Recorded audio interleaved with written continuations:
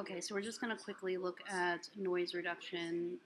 This is Lightroom Classic, but you can have similar settings in whatever post-processing you're using. And then like we wrote in the text here, there are also some dedicated software that does noise reduction. So if we look at this image, this is ISO 5000, shot at 2.8 at 1/250th of a second. And this is a 27 millimeter. I believe the camera was a Fujifilm X-E1, so that's something to keep in mind as far as the noise here. So if I zoom in on the image,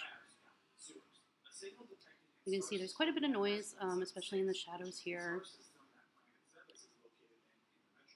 So the first thing we could do the AI noise reduction, but for the sake of this, I'm just going to show you some manual noise reduction just to see like what options you have. I'm just going to pull the slider over. You're going to see it kind of just blends it all together. If we zoom out, it looks quite much cleaner now. It does, you can go too far and then it starts to look like a watercolor image, which will happen pretty quickly.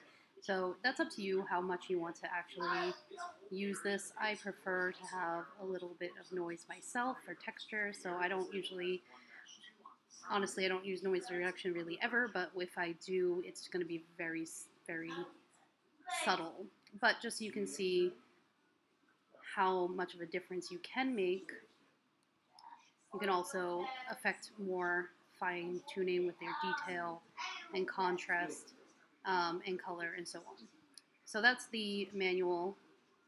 If I do the AI denoise, we'll see if that works. It might actually kill my computer, but let's see how it goes.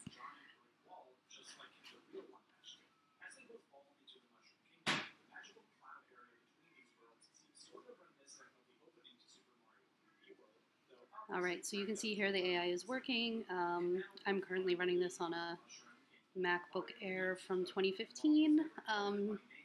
So it takes a little bit longer than it probably will for you, depending on your computer, your RAM, and all of that. So here we go.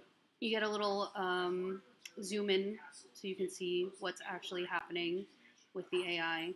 This is going to take 5 minutes on my computer, so I'm not going to actually go through with this. I just wanted to kind of give you an idea of what it would look like.